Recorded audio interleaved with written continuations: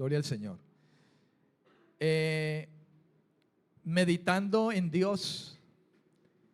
La Biblia nos manda que meditemos de día y de noche en Dios, ¿verdad? Y meditando en el Señor, en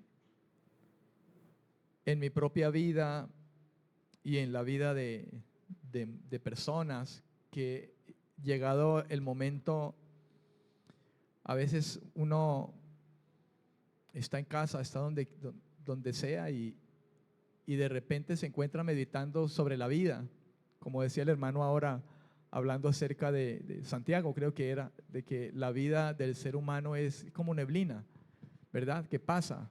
¿Te ha visto la neblina? Por ejemplo, ya en el kilómetro 18 uno ve la niebla que llega, ¿no es cierto? Y cuando menos piense usted, pasó. Así es la vida del hombre. Nosotros llegamos y pasamos, ¿verdad? Y dejó de ser. Ya, esa es la vida. Y meditando en eso, yo recordaba al evangelista Juan, el apóstol, en una de sus palabras que Dios inspiró en él y que pudo plasmar en una de sus cartas, en la carta de primera de Juan. Si usted quiere puede ir ubicándose allí en primera carta de Juan. Y pensando en eso, meditaba en uno de los temas que toca Juan, y entonces pensé en este mensaje que lo titulé de esta manera: un abogado en el cielo, un abogado en la tierra. Ese es el título de este mensaje: un abogado en el cielo, un abogado en la tierra.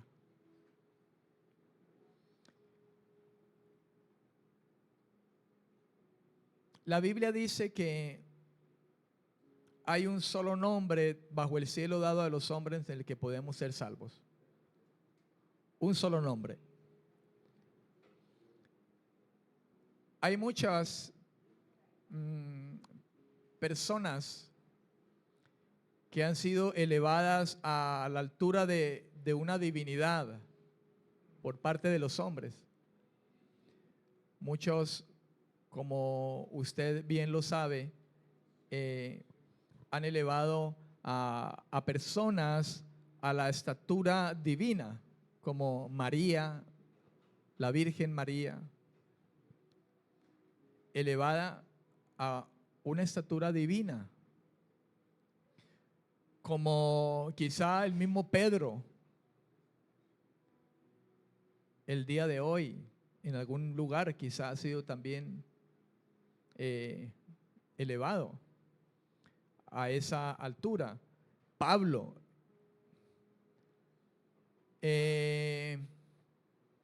San José, ¿verdad? Y muchos hombres, como Buda, que han sido elevados a la altura de una divinidad, y de alguna manera donde muchos hombres han llegado a colocar su esperanza de eternidad.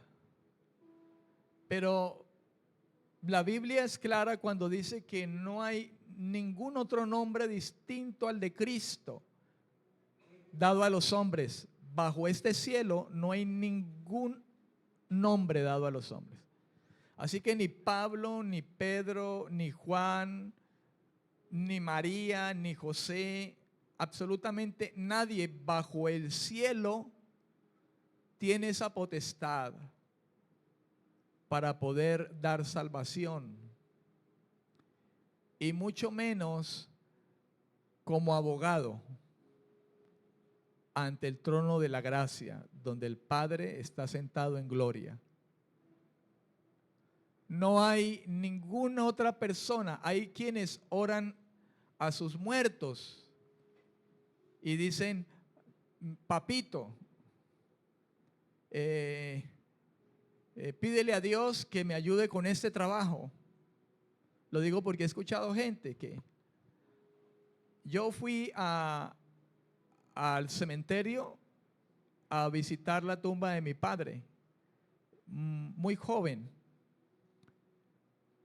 Me vine a los 19, 18 años aproximadamente para esta ciudad, pero de los 18 hacia atrás fui en varias ocasiones a tocar la tumba de mi padre y le rezaba a mi padre y le pedía a mi padre que le pidiera a Dios acerca de cosas. Y ahí estaba colocando yo a mi padre como un abogado, de alguna manera, mi propio padre. Y escuché a muchas personas que hacían lo mismo. Ahí al lado, cuando iban los visitantes del lado. Y es la dinámica que el ser humano, bajo el engaño de Satanás, hermano, opera. La gente en su fe, una fe errada, y convencidos de que solamente necesito pedir a determinado abogado o intercesor y todo estará bien. Pero la Biblia es clara, dice, no hay ningún otro nombre bajo el cielo que haya sido dado a los hombres. Jesucristo. Amén. Ahora bien, yo quiero basarme en la primera carta de Juan.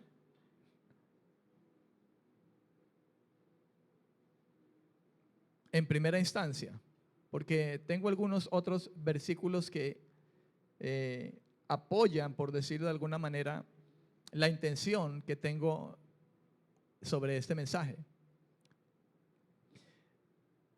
Y la verdad, hermano, es que aunque, hablando de la primera carta de Juan, aunque el propósito de Juan es mantener a sus lectores, esos lectores son cristianos, lógicamente. La carta de primera de Juan fue enviado a creyentes. Aunque el propósito de Juan es mantener a sus lectores, los que irían a leer esta primera carta que él enviaba, su intención era mantenerlos alejados del pecado. No obstante, Juan sabe algo y le ruego a usted que esté atento a lo que estoy hablando, porque usted también debe saber este algo y yo también debo saber ese algo. Y ese algo es que Juan sabe que en algún momento esos lectores que él quiere tener alejados del pecado, él sabe que en algún momento podrían sucumbir ante la tentación. Y usted debe tener eso claro, al igual que yo. Amén. Juan tenía claro que eran creyentes, salvados, alcanzados por la gracia de Dios. Y Juan quería alertarlos con sus palabras para mantenerlos lo más alejado posible del pecado. Pero Juan también era muy consciente, así como usted y yo debemos de serlo, muy conscientes de que en algún momento cualquiera de nosotros podemos sucumbir ante una tentación que nos puede llevar a pecar. Pero, hermano, parte de la gran bendición que Dios nos ha dado a nosotros es el hecho de que en su gracia nuestro Dios ha hecho una doble provisión para restaurar a aquel que en algún momento de su vida puede llegar a pecar. Ahora bien, aquí todos somos creyentes, cristianos. Yo llevo unos cuantos años en el Señor ya. Usted lleva unos cuantos años en el Señor. Pero mi pregunta es, ¿usted desde que nació de nuevo jamás volvió a pecar? Es mi pregunta, solamente contéstesela usted. de manera honesta. La pregunta es, usted desde el momento en que llegó a escuchar este mensaje de gracia de parte de Dios, el Evangelio, de la obra de Cristo por sus pecados, desde que usted está caminando en este Evangelio, en esta vida cristiana, usted jamás llegó a pecar.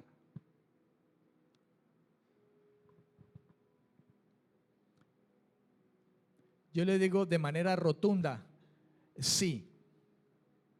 Y lo digo sin temor a equivocarme, ni con ánimo de juzgarle, porque yo soy el primero. Yo.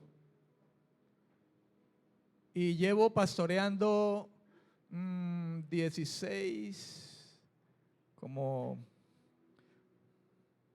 unos 20 años. Y desde que estoy pastoreando, porque Dios me nombró pastor, me escogió como pastor, he pecado.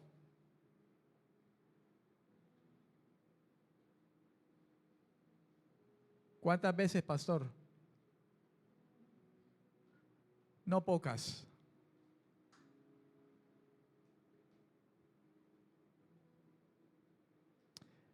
Juan mismo dijo, si alguien dice que no peca, hace a Dios mentiroso.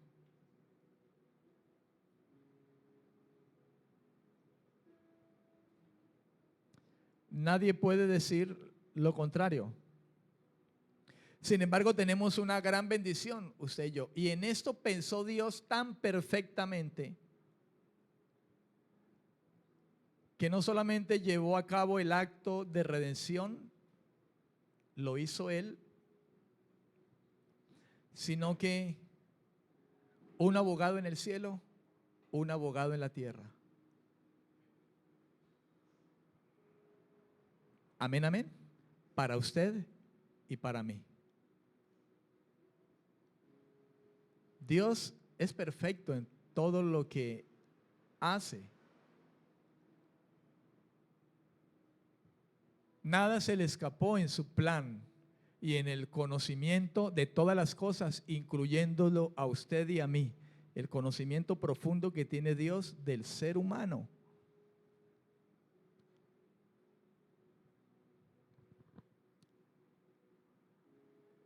Amén, amén.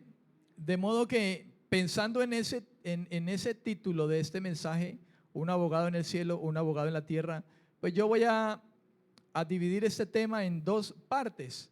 La primera parte, como es obvia quizá en ese título, la primera parte es, número uno, un abogado en el cielo. Un abogado en el cielo.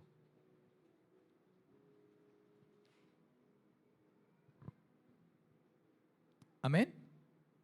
Y en esto tenemos, hermano, una gran bendición como creyentes. Una gloriosa bendición, hermano, en el hecho de escuchar esta frase, un abogado en el cielo. Pero es importante entender, conocer, comprender la verdad, la veracidad de esto. Digo entender la verdad y la veracidad de esto porque el diablo trabaja distorsionando las verdades que Dios ha extendido hacia nosotros. Y Satanás siempre busca torcer las verdades de Dios. O en alguna manera tratar de que el hombre o la mujer de Dios, a las personas que llegan al Señor, quizá aún sin una madurez, hermano, puedan sucumbir llevados por su carne a pecar. O muchos que están de pronto muy cercanos a las congregaciones, pero sin haber nacido de nuevo aún, son personas, hermano, que viven sin paz en su corazón y viven tratando de salvarse a ellas mismas.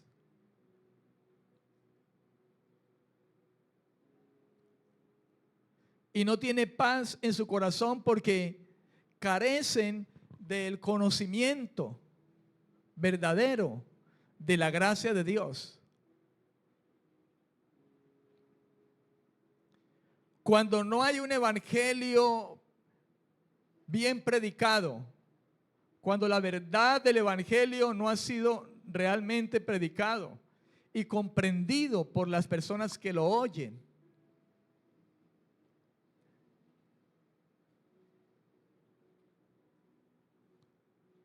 en Primera de Juan capítulo 2, la primera carta de Juan, el capítulo 2, versículo 1, Juan dice: hijitos míos, estas cosas os escribo para que no pequéis.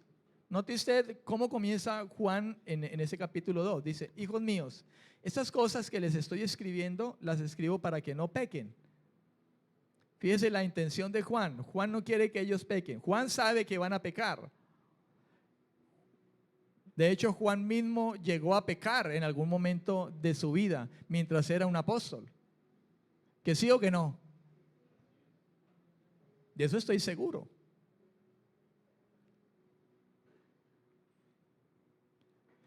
En ese conocimiento que Juan tiene, le está queriendo enseñar a sus hermanos en Cristo. Él se dirige a ellos como hijitos míos. Quizá por el amor mismo que le tenía a ellos como creyentes. Quizá por el hecho de que Juan a lo mejor ya estaba avanzado en años, y normalmente un anciano, una persona avanzada en años, normalmente le dice a algún joven, le dice: hijo, mira, escuche consejo, hijo, hijito. No sé qué intención haya podido o qué haya provocado que Juan hablara de esa manera. Lo cierto es que me da a entender que Juan era un hombre que amaba a sus hermanos en la fe.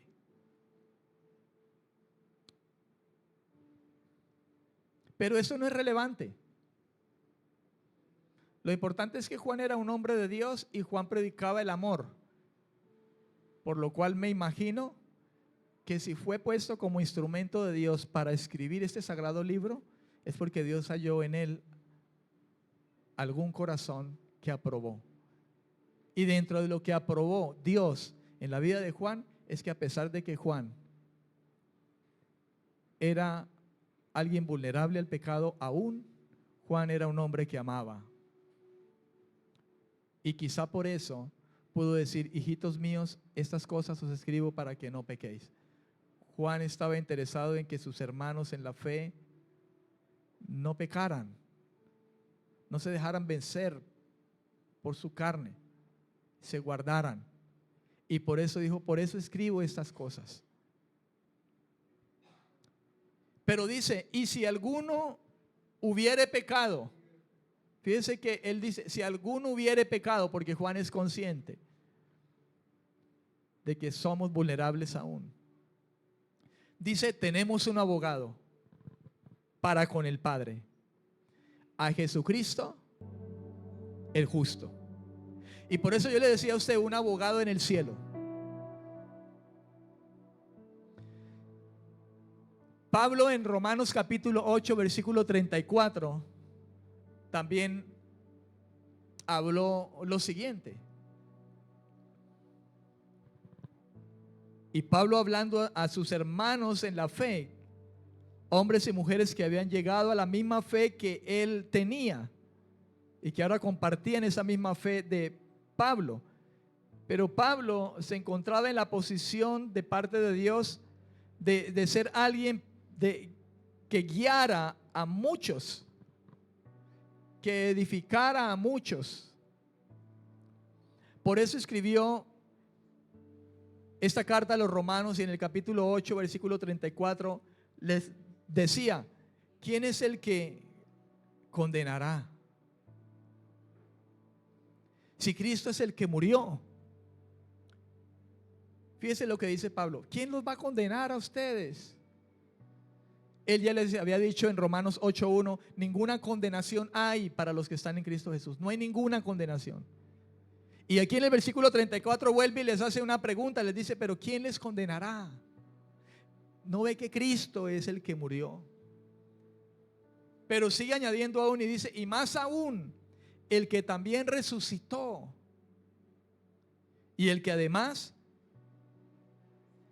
está a la diestra ¿de quién? De Dios el Padre. ¿Y qué más dice? Y el que también intercede, ¿por quién? Por nosotros. Pablo dice nosotros. Pablo no dijo solamente ustedes.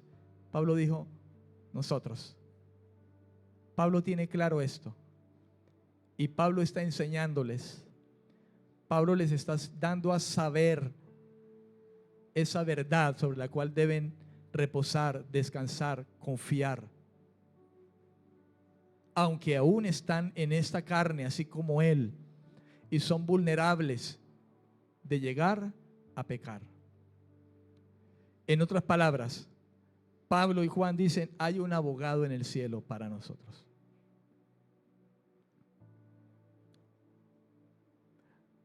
Juan no ignora, hablando de Juan y lo que él habla allí en su primera carta, capítulo 2, versículo 1. Juan no ignora la existencia de la naturaleza pecaminosa en el creyente. Hermano, en usted y en mí todavía está esa naturaleza. Y por eso Juan exhorta, anima a sus oyentes. Pablo mismo también en muchas de sus cartas dice, no le den lugar al diablo, no le den lugar a la carne, no satisfagan los deseos de la carne, anden en el espíritu, apártense, dejen esto, aquello. Porque Juan no ignora, así como usted y yo no debemos de ignorar la existencia de la naturaleza pecaminosa en nosotros aún. Como un mortal en un mundo corrupto. Es algo que usted y yo no debemos de ignorar. Por tanto, son las palabras de Juan cuando dice en el capítulo 1, versículo 8 de Primera de Juan.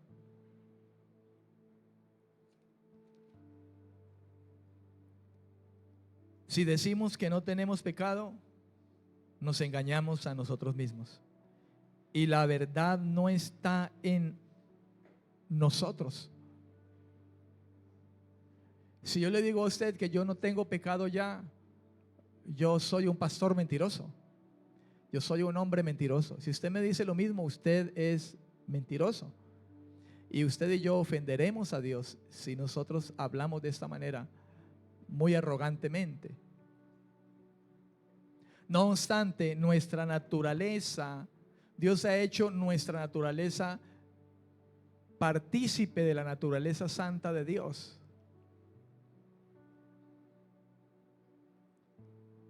Pedro dice, somos partícipes. Nos ha hecho participantes, nos ha hecho compartir de esa naturaleza y lo ha hecho por medio del Espíritu que nos ha dado.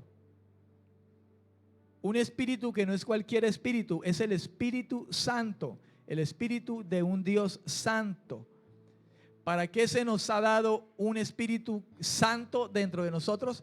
Para que vivamos santos, o sea, apartados del pecado, para capacitarnos en medio de la debilidad que nos tiende a llevar al pecado, pero el poder del Espíritu de Él, ese compartir de su naturaleza santa es poderosa en nosotros para hacer que nosotros ya no practiquemos el pecado deliberadamente.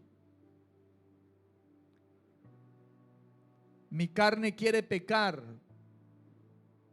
Pero la ley del Espíritu dentro de mí, que es santo y apartado del mal, en que no hay pecado, es lo que Dios me ha impartido, me ha compartido. Esa es su naturaleza que nos ha compartido para que no pequemos deliberadamente, locamente, esclavizados en el pecado. Porque por eso Él dice en sus cartas que el que ahora está en Cristo ya no peca, ya no puede pecar. Y no lo está hablando en un tono, hermano, absoluto, sino de que esa persona en la cual Dios le ha dado, lo ha hecho partícipe de su naturaleza santa, ya no es alguien que es llevado netamente por los deseos pecaminosos, de manera esclava. Yo no sé usted, pero aunque yo he pecado y soy vulnerable al pecado, ya en mí no existe la necesidad, el impulso de pecar deliberadamente.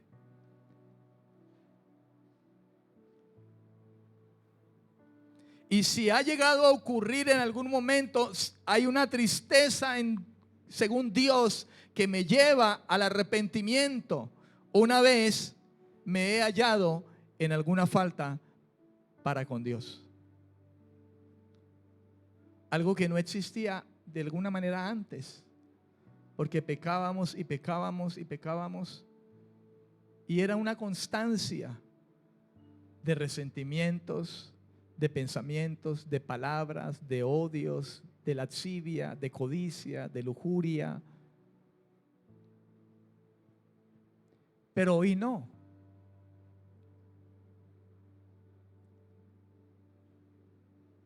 El plan de Dios es tan perfecto, hermano, que una vez el sacrificio por los pecados fue hecho, fue llevada a cabo ese acto legal de redención, ese acto legal de liberación, ese acto legal por medio del cual se quitó la condena del pecado que teníamos usted y yo. Sabiendo Dios que aún somos vulnerables porque estamos en esta carne, se sentó a la diestra del Padre. Jesús.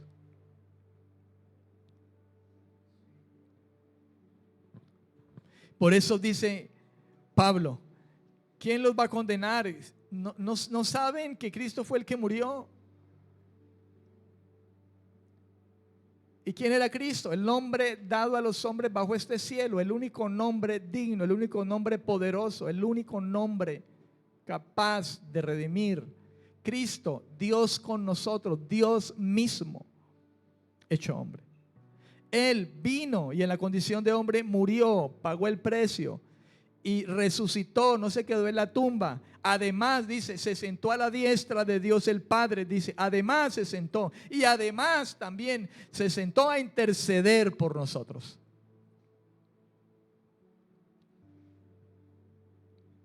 Cada creyente, usted y yo, poseemos todavía, hermano, una naturaleza caída. No sé usted, pero yo lucho cada día con mi carne. En todos los sentidos. En el carácter, en el temperamento, en los pensamientos, en lo que mis ojos ven, en lo que mis oídos oyen. Yo no sé usted, si usted ya está, si ya lo canonizaron o qué.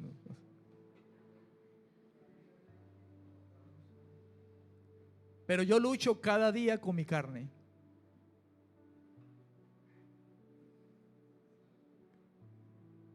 Porque cada creyente aún poseemos todavía una naturaleza caída, pecadora.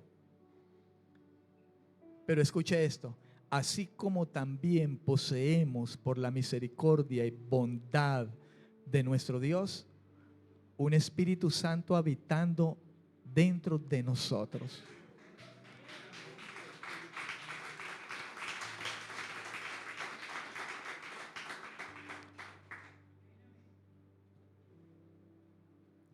Amén. Aunque el creyente puede errar, hermano, Usted y yo podemos errar y caer en pecado. Hay una gran esperanza para el creyente. Estoy hablando de verdaderos creyentes. Estoy hablando de verdaderos creyentes. Y medite en eso en su corazón, porque además la Biblia nos invita a meditar si estamos en la fe verdaderamente o no. Medite honestamente en su corazón, usted que está escuchando este mensaje. Jesús habló de muchos que estaban entre nosotros, pero no eran de nosotros, dijo el Señor. Y en el día del juicio se verá eso. Muchos dirán: Señor, estuve en la iglesia Resplandor. Digo, pero yo no te conocí. Yo no te vi.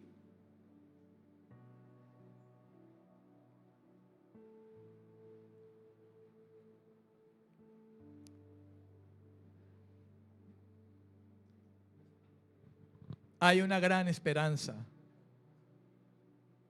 para cada creyente que puede llegar a errar y caer en pecado. Hay una gran esperanza para que su salvación eterna no sea afectada.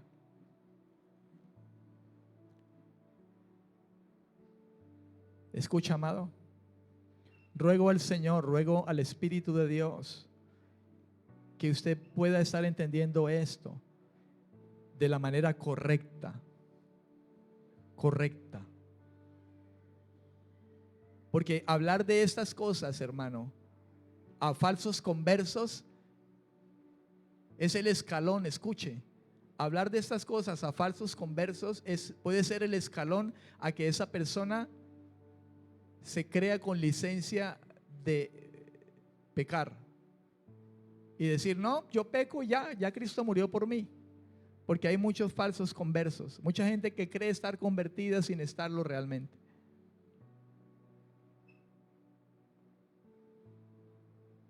O muchos ministros del diablo que están enseñando estas cosas. Ya Cristo murió, tú eres pecador, somos débiles, Él lo sabe, entonces sigue pecando.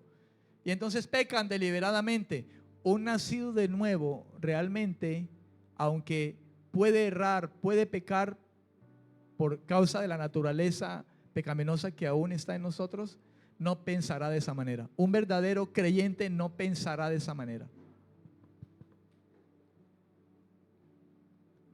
Aunque es vulnerable, no pensará de esa manera para seguir viviendo una vida de pecado. Si alguien dice que es cristiano y que supuestamente ha nacido de nuevo, pero aún sigue viviendo una vida de pecado, de fornicación, adulterando, mintiendo, en adulterio, en maldición, en odios, en resentimientos, en trago, en rumba, fornicación, ese no es verdaderamente un nacido de nuevo. Porque el que ha nacido de nuevo no puede pensar de esa manera y no puede pecar. Dice: no puedo hacerlo. Como cuando en algunas circunstancias te dicen: mira, ve y hace entonces otra vez lo que hacía la otra vez, que hacía chanchullo y eso. Y una persona, yo estoy hablando de una persona normal, no un creyente. He escuchado gente no creyente, no cristianos, no nacidos de nuevo, no evangélicos, que dicen: no, yo ya no puedo hacer eso, yo ya no soy capaz. He escuchado alguna vez de pronto comentarios o conversaciones de personas así: no, yo ya no puedo, o sea, yo ya no puedo prestarme para eso, yo ya no puedo. Te estoy dando un ejemplo en lo natural. Ahora en lo espiritual, alguien que ha sido redimido, hermano, nacido de nuevo, Dios le ha dado su Espíritu Santo, hablando espiritualmente de este tema, de este mismo asunto, hermano, no podrá hacerlo. Porque ya no nace de su corazón. No obstante, hay una realidad, hermano, y en la que usted y yo tenemos que conocer, es que aún podemos ser vulnerables. Y ahí es donde Satanás ataca para decir: ves, mira, y te acusa, pecaste, y estás en la iglesia y eres creyente. Satanás usa hasta la misma familia de nosotros. Miren, vea, dice que pastor,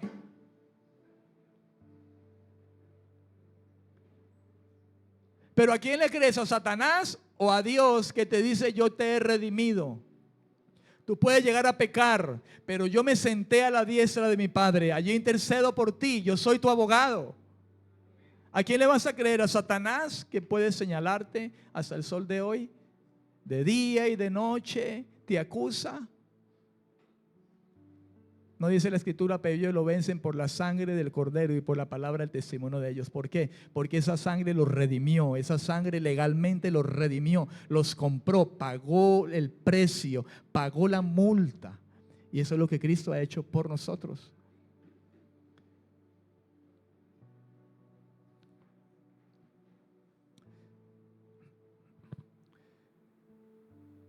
Los perfeccionistas de hoy y de muchos tiempos, porque en el tiempo de Juan también se hallaban personas perfeccionistas, han llegado tan lejos al punto de decir que la naturaleza del pecado fue erradicado, como si hubiera sido quirúrgicamente quitado de nuestro ser, removido. Eso dicen los perfeccionistas. Ya no hay pecado, ya Dios lo removió, ya ha sido removido, como quitar un tumor del cuerpo. Eso dicen los perfeccionistas. Juan estaba advirtiendo a los creyentes acerca de esta forma de pensamiento para que no continuaran dando lugar al pecado. Aquellos que dicen salvo siempre salvo. Es más, el hecho de llevar a una persona a decirle usted no puede pecar, usted tiene que guardarse para Dios sin pecado, porque si no pierde su salvación. Y hay mucha gente así en las iglesias, hermano, sin esperanza, creyendo que se salvan, que no tienen que pecar absolutamente.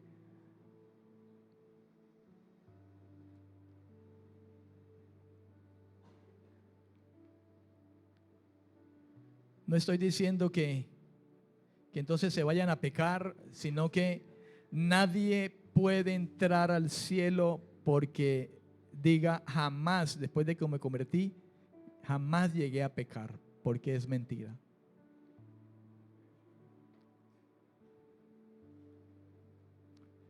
Pero una realidad es que sí tenemos un abogado para con el Padre en los cielos, un abogado en los cielos. Juan explicaba que aún él era capaz de cometer pecado, no de manera habitual, sino como una acción en particular. Por eso les preguntaba aquí, ¿usted jamás ha pecado desde que llegó al Señor? Es más, si le preguntara ahora, en este mismo instante, ¿cuántos han pecado esta semana? Levante la mano. Aquí tendríamos que levantarla todos.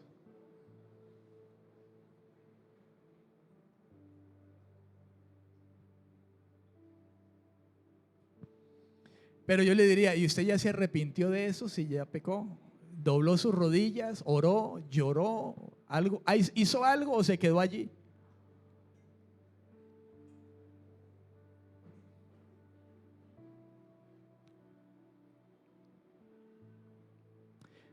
Juan explica que él era capaz de poder llegar a cometer pecado. No de manera habitual, sino como una acción particular. A tal posibilidad es que Juan dice, si alguno hubiere pecado, abogado tenemos para con el Padre. Ahora Juan usa un término legal,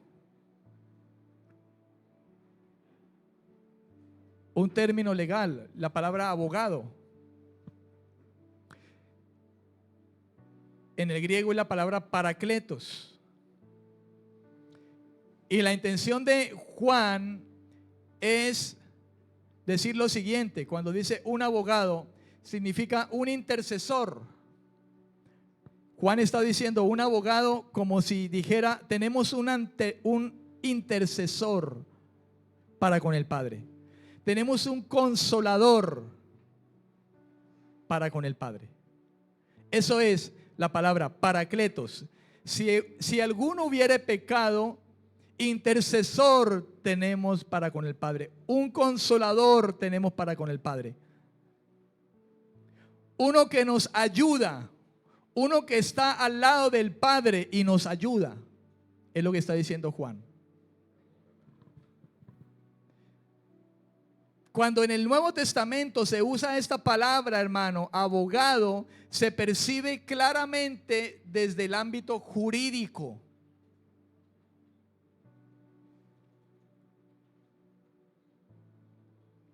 ¿Comprende usted? Sí, Dios es nuestro Salvador, Dios es amoroso, oramos a Él, cantamos y hay un ámbito religioso, hay un ámbito de culto, ¿verdad? Que vivimos nosotros, pero ¿sabe? Va a llegar el momento, hermano, en que Dios se sentará como un juez. Es que aún más, Él es juez. Él es amor. Él es salvador, Él es tierno, Él es perdonador, Él es benigno, Él es amor, pero Él también es fuego consumidor. Porque Él es ley.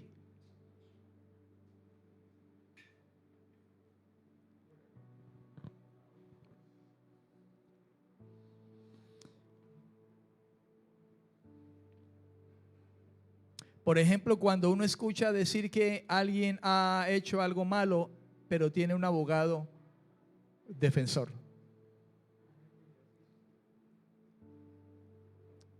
¿Comprende?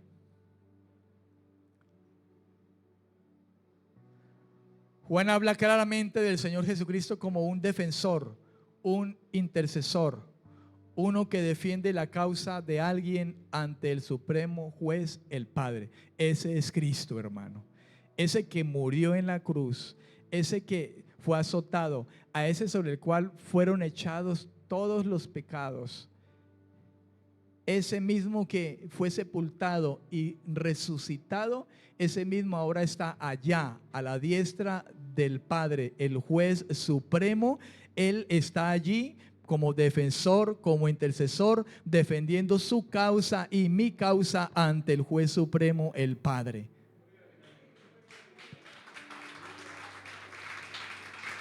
Aleluya. Esa es la verdad del Evangelio.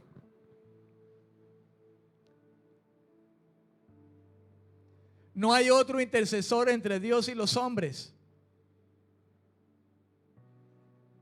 Se habla de hombres, seres humanos, inclusive puestos delante de Jesús mismo como el supremo intercesor. Han sido puestos como intercesores. Ni los muertos interceden por nosotros.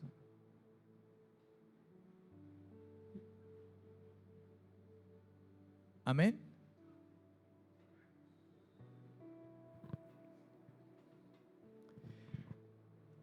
En Hebreos capítulo 7, versículo 25, yo voy terminando y voy a continuar con el favor de Dios con este tema porque todavía hay mucha tela por cortar.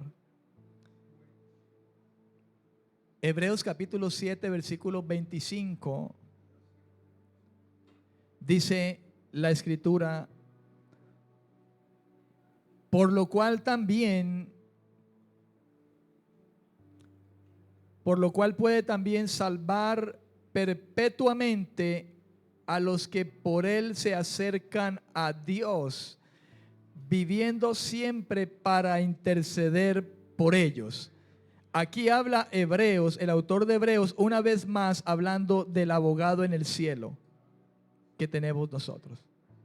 Si nosotros vamos al contexto, leámoslo desde el versículo 22, dice: por tanto Jesús es hecho fiador de un mejor pacto, y los otros sacerdotes llegaron a ser muchos, debido a que por la muerte no podían continuar. Entonces moría uno, había que poner a otro, moría uno, había que poner a otro, moría otro y había que poner a otro, porque cada vez que se moría un sumo sacerdote había que colocar a otro.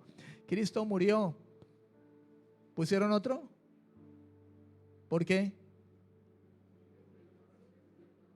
Porque Él se levantó de los muertos.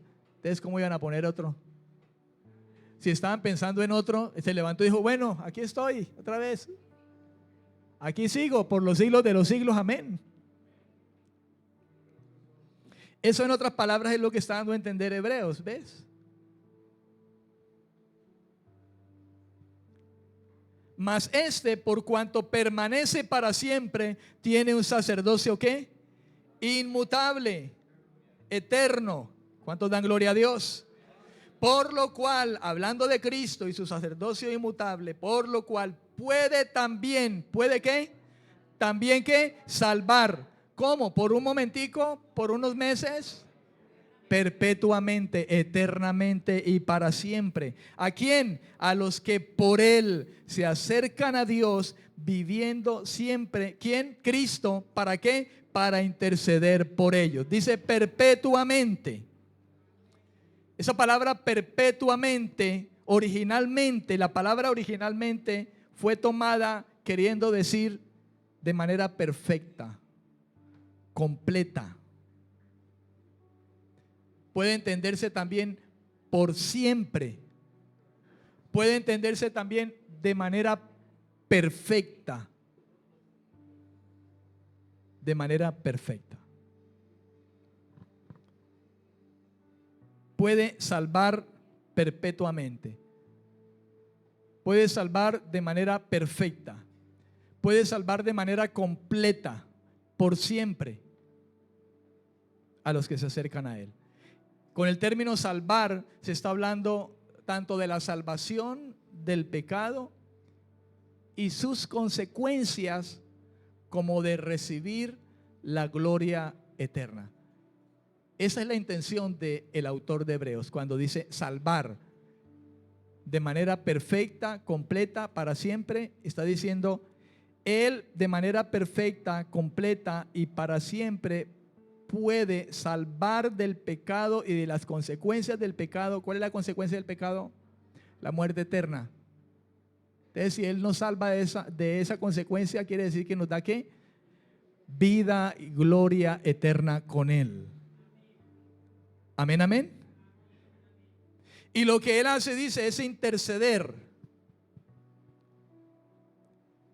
Y la palabra interceder, entre otras cosas, significa Él aboga por nosotros.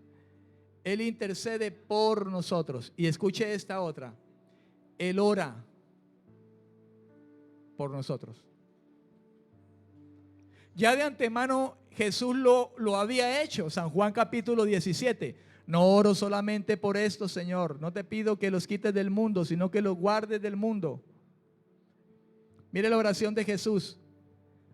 No había muerto aún y Jesús ya estaba orando, intercediendo por sus discípulos. Y no solamente por esos 12, sino dijo, Señor, no oro solamente por esto, sino por aquellos que han de creer por la palabra de ellos. Y esos somos usted y yo. Jesús oró por nosotros aún antes de sentarse a la diestra del Padre. San Juan capítulo 17. Anótelo usted allí si está escribiendo, para que lo lea. No oro solamente por esos que me diste, Señor. Y mi oración no es para que los quites del mundo, Señor, sino para que los guardes del mundo. En el mundo están, pero no son del mundo, guárdalos. Jesús sigue intercediendo allá arriba, hermano, por nosotros, que estamos en el mundo, pero no somos del mundo.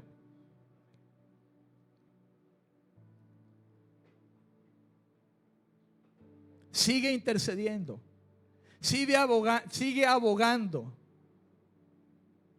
Si usted y yo pecamos, Él aboga allá al Padre.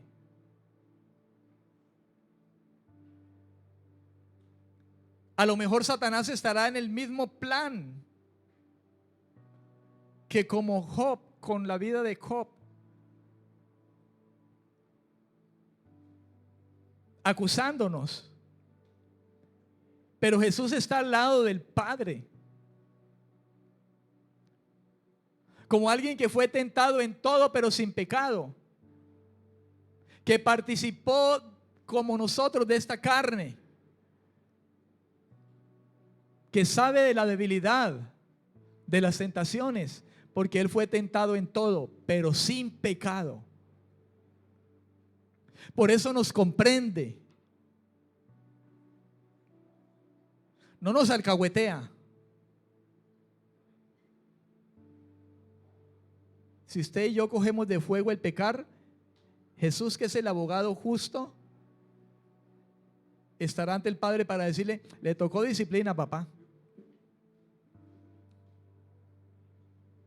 a este hermano mío, porque Jesús es nuestro hermano mayor, ¿no es cierto?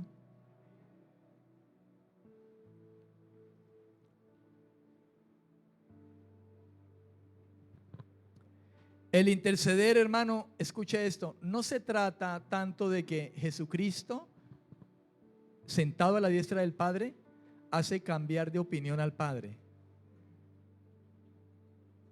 No es precisamente eso, sino que Él aplica el perdón de pecado que ya elaboró Él mismo en la cruz.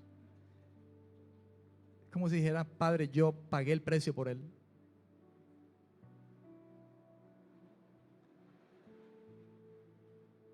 Amén. Él aplica el perdón de pecados que Él ya ha elaborado en la cruz a los pecados de los creyentes, para que puedan acercarse entonces con seguridad y con confianza al Padre para recibir ayuda.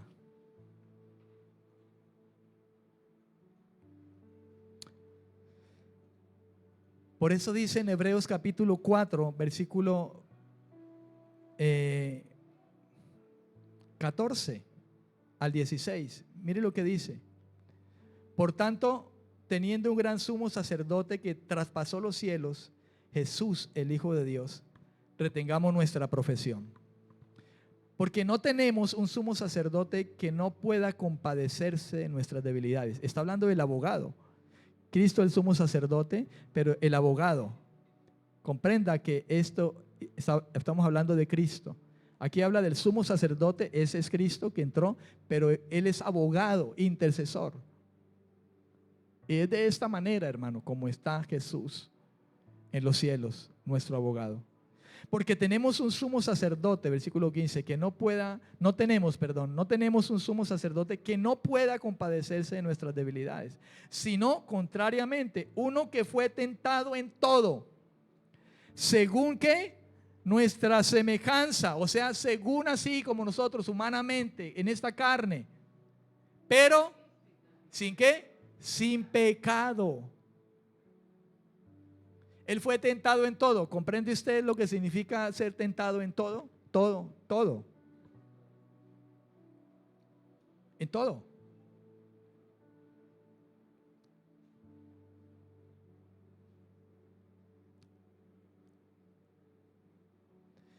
Versículo 16 dice: acerquémonos pues confiadamente al trono de la gracia para alcanzar misericordia y hallar gracia para el oportuno socorro. ¿Cuál es ese oportuno? ¿A qué se refiere? Acércate confiadamente para alcanzar misericordia y para hallar gracia, favor, para el oportuno socorro. ¿A qué se refiere? Si usted y yo pecamos, hermano, acerquémonos confiadamente. Porque cuando usted y yo pecamos, ¿a dónde vamos? Cuando usted peca, ¿a dónde va? ¿Donde el pastor? ¿Donde el pastor Alfredo? Pastor, absuélvame porque he pecado. ¿A quién corremos? Al Padre, ¿verdad? Señor, he pecado contra ti. Señor, miré lo que no debía mirar. Señor, contesté de la manera que no debía contestar. Me alteré. Señor, perdóneme. Límpiame con tu sangre, Señor Jesucristo. Por favor. ¿No es eso lo que hacemos? y la sangre de Cristo nos limpia de todo pecado. Y el Señor viene a fortalecernos. El Señor viene a hablarnos. El Señor viene, hermano, a consolarnos. Viene a animarnos, a levantarnos. Pero después de esa oración, Él no deja de decir siempre, vete, no peques más, no peques más, no peques más, no peques más. Pero si yo lo cojo de costumbre a estar pecando y pecando, entonces ahí es donde la disciplina de Dios viene. Y Dios al que ama, entonces ¿qué? Disciplina y azota al que ama. Abogado tenemos para con el Padre, Jesucristo el justo. Y vamos a continuar, no sé si el jueves o el domingo, pero vamos a continuar. Ojalá usted pudiera estar el jueves aquí, ojalá pudiera esforzarse un poco y pudiera estar aquí. No sé si se continuó el jueves o el domingo, pero amado, le digo, esto, si usted comprende estas cosas, hermano, si usted entiende estas cosas, hermano, la gracia que Dios ha extendido verdaderamente a usted y a mí, en esto usted tendrá victoria, tendrá paz, tendrá seguridad, tendrá descanso. ¿Y sabe qué? Tendrá carácter, hermano, para vivir una vida como verdadero creyente.